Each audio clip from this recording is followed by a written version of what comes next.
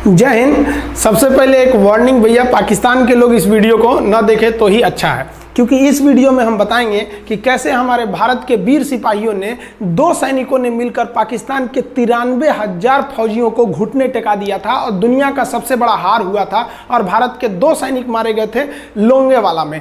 हम इस वीडियो में बताएंगे कैसे PNS गाजी को डुबा दिया गया। ये भी बताएंगे कि चाइना पाकिस्तान का इतना बड़ा दोस्त बनता है, लेकिन 1971 में क्यों नहीं बचा पाया, ना चाइना बचा पाया और ना ही अमेरिका बचा पाया। इस वीडियो में हम A to Z बातें करेंगे। अगर आप इस वीडियो को कंप्लीट देख लेते हैं तो कोई भी पाकिस्तानी की हैसियत नहीं होगी कि आपसे आंखें मिला सके, इसलिए इस वीडियो को देखते रहिएगा। यदि आप राष्ट्रवादी, अगर आप भारतीय हैं तो ही इस वीडियो को देखें। पाकिस्तानी और बाहर के चाइनीज वगैरह लोग इस वीडियो को न देखें, ये उनके लिए एक तरह का वार्निंग है, क्योंकि इसमें हम भारतीय सेना के हर उस वीर गाथा को बताएंगे जो एक हर भारतीय सुनना चाहता है। A to Z उस बातों को बताएंगे।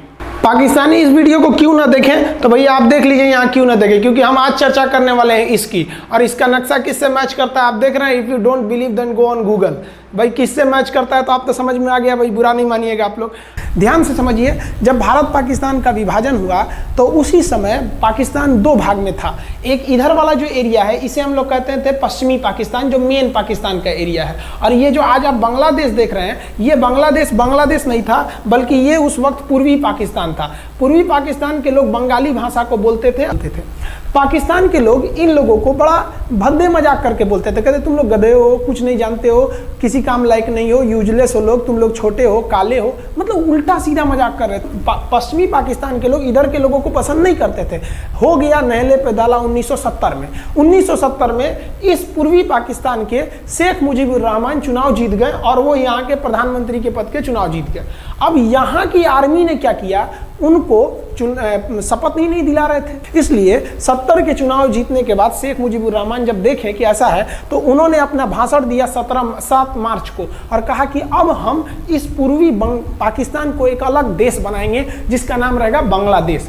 इस भाषण के वजह से आर्मी ने, पाकिस्तान की आर्मी ने 25 मार्च 1971 को गिरफ्तार करके अब पश्चिमी पाकिस्तान में अरेस्ट करके बंदी बनाकर रख दिया और यहाँ पर जुल्म करना चालू कर दिया।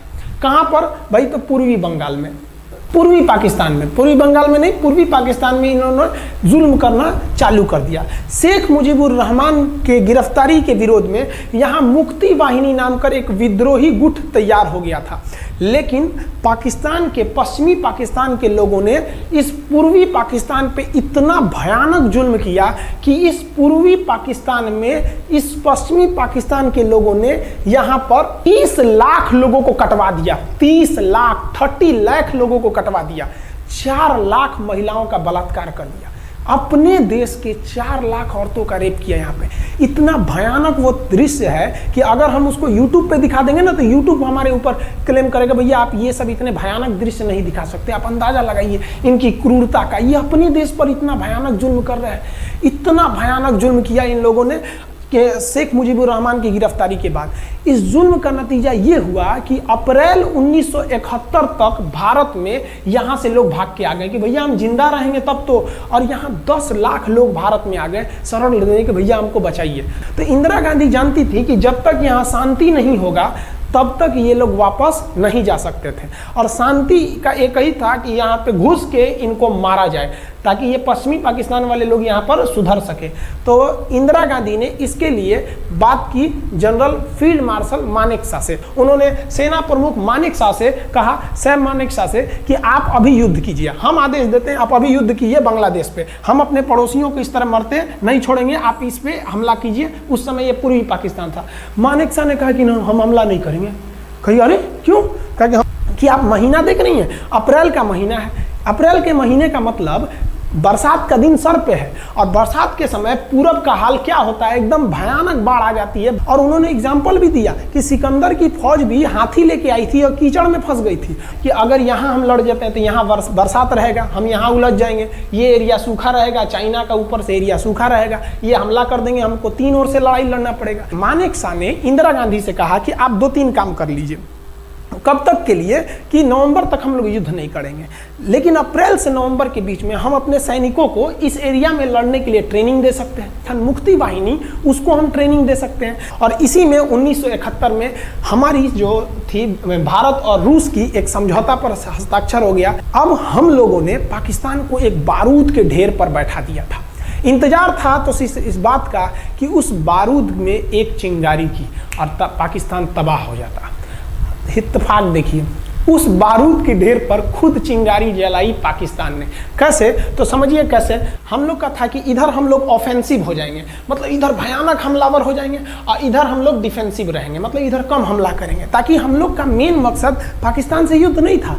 हमारा मेन मकसद था हमारे अपने बांग्लादेशी भाइयों पर जो जुल्म हो रहा था, जो उनकी बहनों को रेप हो रहा था, इतना भयानक किया था वहाँ पर पाकिस्तानियों ने कि बाप के सामने बेटी का रेप करते थे और उसके बाद बाप को मार के कहते थे तू भी रेप कर। इतना मतलब मानवता पूरी खत्म कर दिया गया वहाँ पर। तो भारत ने कहा कि इधर हम डिफेंसिव रहेंगे। पाकिस्तान को ये खबर लग गई कि भारत ना इधर कमज़ोर है। अरे भैया, इधर हम कमज़ोर थोड़ी हैं, इधर कम सैनिक रखे हैं और इधर हम भयानक रखे हैं, तो इसका मतलब ये थोड़ी है कि हम कमज़ोर हो जाएंगे।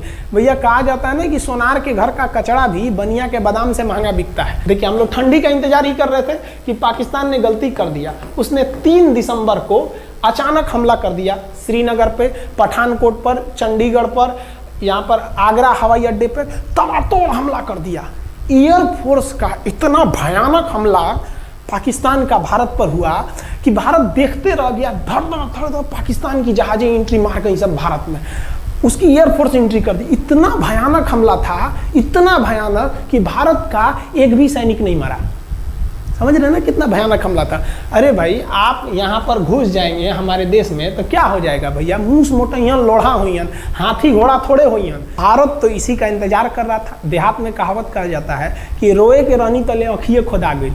भैया हम प्लाने कर रहे थे कि हमला करने के लिए कि आप हमारे पे हमला करिए दीजिए। अब विश्व का भी दबाव नहीं आएगा हमारे ऊपर कि भैया हमला तो आपने किया है, अब हम लोग छोड़ेंगे नहीं। भारत एकदम दृढ़ निश्चय कर लिया। इसी बीच पाकिस्तान को एक खतरनाक खबर लग गई। क्या थी खबर भाई? तो देखिए, पाकिस्तान को खबर लगी कि भारत की ज़्यादातर फौज इस पूर्वी पाकिस्तान की ओर डिप्लॉयड है और यहाँ राजस्थान के जैसलमेर जिला में एक जगह है लोंगेवाला। उस लोंगेवाला में केवल और केवल 120 फौजी हैं। और अगर पाकिस्तान ने सोचा कि 120 फौजियों को हम रातों रात मार देते हैं तो उस समय एयरफोर्स रात में लड़ाई नहीं कर सकती थी, इसलिए इन्होंने लोंगेवाला में एंट्री मार दी। पूरी भयानक टैंक लेकर, फौज लेकर, इन्फेंट्री लेकर, और उसको वो लोग लोंगेवाला में घुसने के लिए चल दिए। और लोंगेवाला में भारत के पास केवल 120 सिपाही थे, केवल 120, और उन पर वो हजारों की संख्या में टूट पड़े। लेकिन घबराना नहीं चाहिए, क्योंकि चींटियां तादाद में कितनी भी क्यों ना हो जाएं, गन्ना घसीट के नहीं ले जा सकती हैं। लोंगेवाला में जो ड्यूटी थी उस समय कुलदीप सिंह चांदपुरी जी का। कुलदीप सिंह चांदपुरी सरदार हैं, आप देखे होंगे बॉर्डर मूवी में इनका रोल सनी देओल ने किया है। अब ये कुलदीप सिंह, ये भैया पंजाबी सिख, अब ये लोग 1.25 लाख से नीचे कुछ सोचते ही नहीं है। चिड़िया नू में बाज लड़ावा, गिदड़ नू में शेर बनावा, और 1.25 लाख नू एक लड़ावा, तब गोविंद सिंह नाम रखावा। खबर आया कि आपसे जो लड़ने आ रहे हैं ना पाकिस्तान की ओर से, वो ब्रिगेडियर तारिक मीर आ रहा है। उसके पास टैंक है, 2800 फौज है, बहुत ही तेज रफ्तार से आ रहा है। आपके पास केवल 120 जवान है कुलदीप सिंह, आप पीछे हट जाइए, आप पीछे हट जाइए, क्योंकि आपको हम ना, आप बहादुर हैं इसमें नो डाउट, लेकिन आप कैसे लड़िएगा उतनी भयानक फौज के पास से? यहाँ उन्होंने कहा खालसा सिख है, नहीं हट सकते हम दिखा देंगे कि हम 120 भी उन पर क्या पड़ेंगे, भारी पड़ेंगे। इनके पास ना ही टैंक को उड़ाने के लिए कोई संसाधन थे, टैंक को मारने के लिए एक जीप पर लगा हुआ छोटा सा तोप था, और इनके पास 3 ठो माइंस लगे थे। माइंस समझते हैं आप लोग? टैंक जो होता है ना बम, उसको उड़ाने के लिए माइंस लगाए जाते हैं। तो देखिए ध्यान से, ये है माइंस, ये माइंस होते हैं। इस पर अगर टैंक चढ़ता है ना तो टैंक ब्लास्ट कर जाता है। तब इन्होंने दिमाग लगाया। इन्होंने क्या किया, जो खाली रेगिस्तान था ना उसमें ना आगे की ओर 3 ठो ओरिजिनल माइंस को लगा दिया, और जो खाना खाने वाला टिफिन होता है ना 4 खंदे वाला, इसे, उस टिफिन को इन लोगों ने रातों रात ना बिछा दिया ऐसे लाइन से। देखिए लाइन से पाकिस्तान की टैंक आई तो शुरुआत में तो भैया ओरिजिनल माइंस था, धड़ाम से लगा, पाकिस्तान की टैंक उड़ गई। पाकिस्तान का एक टैंक उड़ा, फिर दूसरा उड़ा, तीसरा उड़ा, पाकिस्तानी एकदम डर गए सब। ब्रिगेडियर तारिक मीर कहें कि भैया यहाँ तो माइंस लगा के रखा है इन लोगों ने, एक काम करो इंजीनियरों को बुलाओ, पूरा माइंस निकालो। अब ब्रिगेडियर जो हमारे मेजर कुलदीप सिंह थे ये जानते थे कि बाबू अगर हम तुमको रात भर रोक दिए ना तो सुबह हमारी एयरफोर्स आएगी, तुमको जिंदा नहीं छोड़ेगी। इसलिए इन्होंने पूरा टिफिन बिछाया था। इन पाकिस्तानियों ने 6 घंटे लगा दिए उनको निकालने में। इंजीनियर आते थे तो डर के मारे टिफिन निकालते थे, अरे बाप रे बाप, और टिफिन में तो ईंटा पत्थर भर देते थे और डर के ले जाते, अरे भागो भागो भागो, माइंस है माइंस है। इसको लगाते लगाते इन लोगों ने पूरी रात बिता दी। 3 बज गया। 3 बजे इनको पूरा सन्नाटा दिखा कि भैया ये तो टिफिन है, ये रेगिस्तान में ये तो टिफिन है।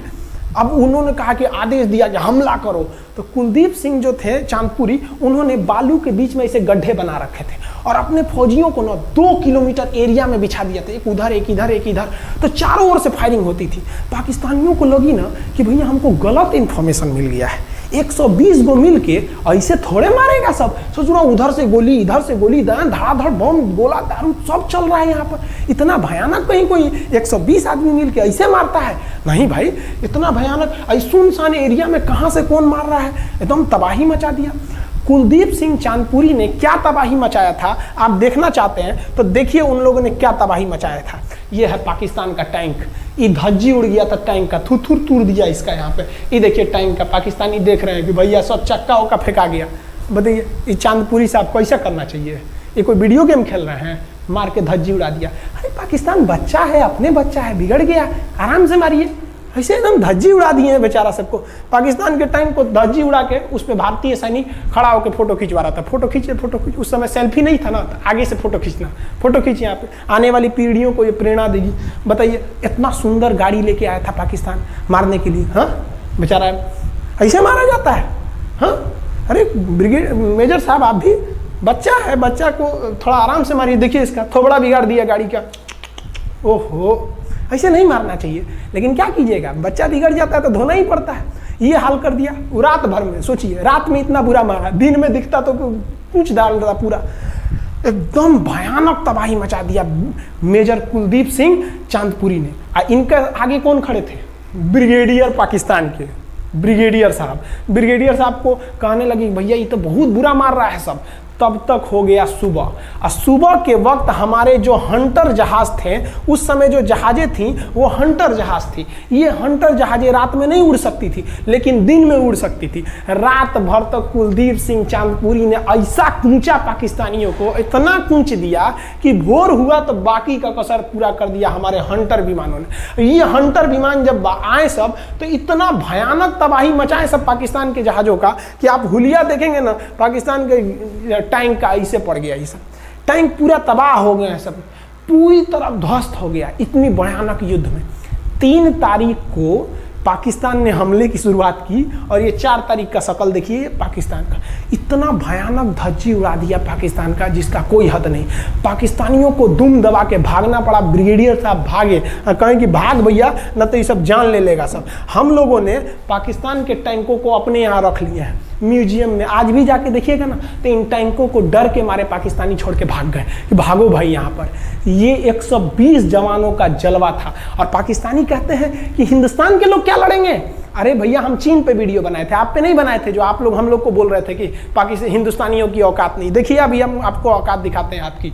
ये आपका टैंक है, आके ले जाइए, हिम्मत है तो लेके जाके दिखाइए यहाँ पर। हाल तो ये हो गया था ना कि हम लोगों ने जो पाकिस्तानियों की जान ली थी ना, डर के मारे वो लाश उठाने नहीं आए थे, लाश को गिद्ध खा गए थे सब। हम लोग बोल रहे थे कि भैया हम गोली नहीं चलाएंगे, लाश लेके चल जाओ। हम नहीं जाएंगे, तुम लोग रेगिस्तान को कब्रिस्तान बना दिए हो। रेगिस्तान को कब्रिस्तान हम लोग हमला करने आए थे, शुरुआत तो तुमने किया था यहाँ पे।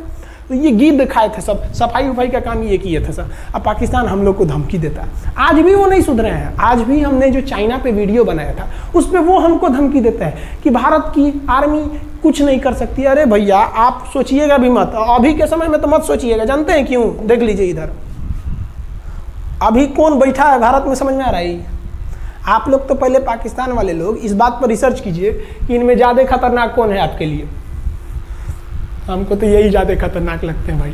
समझ में आया आप लोग को। तो अभी देखिए ध्यान से, यहाँ पर पाकिस्तान ने जो हार हुई थी लोंगेवाला में, ये हार में पाकिस्तान की तो कमर टूटी और पाकिस्तान का पूरा मनोबल टूट गया कि ससुरा 120 गो मिल के ऐसे कैसे धो दिया सब। बताइए इतना भयानक धोया जाता है। तो ये शुरुआत तो इन्होंने किया 3 तारीख को, 4 तारीख को हमने धो दिया। अब बचा नेवी कहे कि भैया आर्मी को मौका दिए, एयरफोर्स को मौका दिए, रात में आर्मी धोई, सुबह में एयरफोर्स धोई, हम नहीं धोएंगे क्या? हम भी धोएंगे। नेवी कब पहुंची? 5 दिसंबर 1971 को कराची पहुंच गई। और कराची में जब पहुंची ना तो कराची को तबाह कर दिया। इतना भयानक बम्बार्डमेंट किया कराची पर कि कई दिन तक कराची बंदरगाह पर आग लगा था। और कराची बंदरगाह को तो उन्होंने ऐसा धज्जी उड़ाया जिसे लग रहा था सिंधु सभ्यता बना दिया उनको। तो पाकिस्तान की, पश्चिमी पाकिस्तान का कमर टूट गया।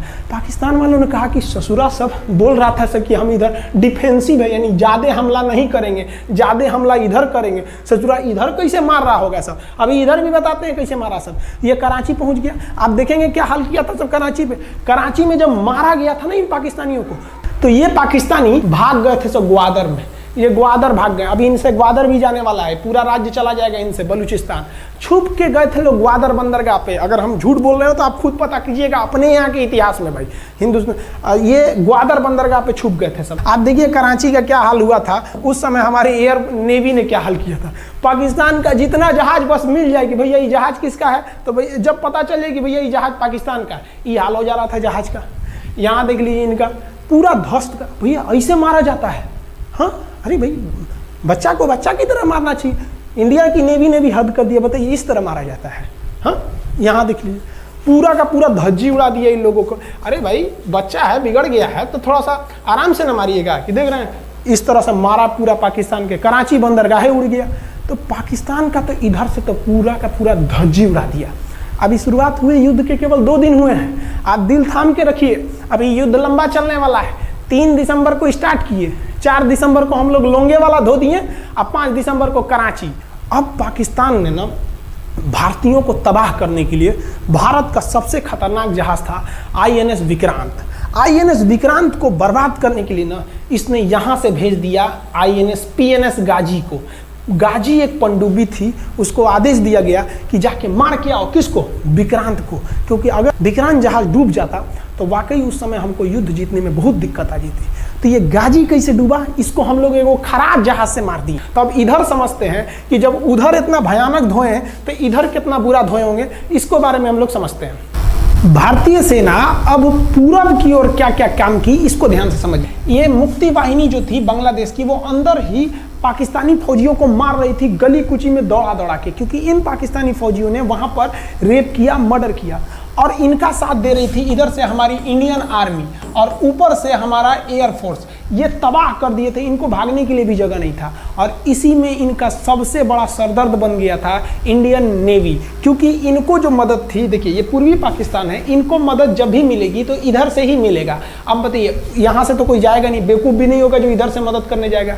रास्ते में ही एयरफोर्स मार के गिरा देती थी, ट्रक वगैरह जाएगा नहीं। तो नेवी से ये इन लोग मदद देते थे। भैया यहाँ पे जो इनके फौजी लड़ रहे थे उनको खाना पीना भी खत्म हो गया था।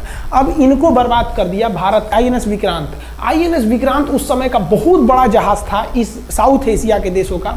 और यहाँ से उस इतना बड़ा जहाज था कि उसके ऊपर से लड़ाकू जहाजें उड़ती थी। वो एयरफोर्स यहाँ से भी बम मारता था, मिसाइलें मारता था, ऊपर से लड़ाकू जहाजें और हेलीकॉप्टर छोड़ देता था, जो ताकि मुक्ति वाहिनी को कोई दिक्कत ना है। मुक्ति वाहिनी मारती थी और आर्मी पूरी तरह से उसने यहाँ से हमारा विक्रांत ने चटगांव बंदरगाह को तबाह कर दिया। अब बांग्लादेश का देखिएगा वर्तमान में, उस समय तो पूर्वी पाकिस्तान था, ये चटगांव उस समय पाकिस्तानी आर्मी नेवी का एक बहुत बड़ा केंद्र था। इधर हम लोग ने उड़ा दिया कराची, इधर उड़ा दिया हम लोग ने चटगांव। अब मुक्ति वाहिनी को कोई खास दिक्कत नहीं आ रहा था। अब पाकिस्तान ने कहा कि हर हाल में इस विक्रांत को बर्बाद करो। देखिए ये विक्रांत है, विक्रांत जहाज जो था इस पे से इसके ऊपर देखिए आपको लड़ाकू जहाजें दिखेगी। PNS गाजी को क्या आदेश दिया गया था भाई कि तुमको जाना है और इस विक्रांत को बंगाल की खाड़ी में जाने के बाद इसी में डुबा देना है।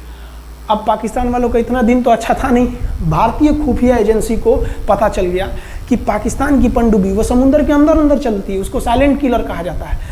पाकिस्तान की पनडुब्बी चल दी है पश्चिमी पाकिस्तान से बंगाल की खाड़ी की ओर, ये अरब सागर से बंगाल की खाड़ी की ओर चल दिया। अब विक्रांत को बचाना हर हाल में जरूरी था, इसलिए हम लोग विक्रांत को छुपा दिए, मतलब थोड़ा सेफ्टी दे के रखने लगे। और इस पीएनएस गाजी जो था, पीएनएस गाजी को देखेंगे, पीएनएस का मतलब था पाकिस्तानी नेवल शिप, पीएनएस गाजी, ये मारने आ गया किसको? विक्रांत को। इस पीएनएस गाजी को अगर कोई मार के डुबा सकता था तो वो था आईएनएस राजपूत।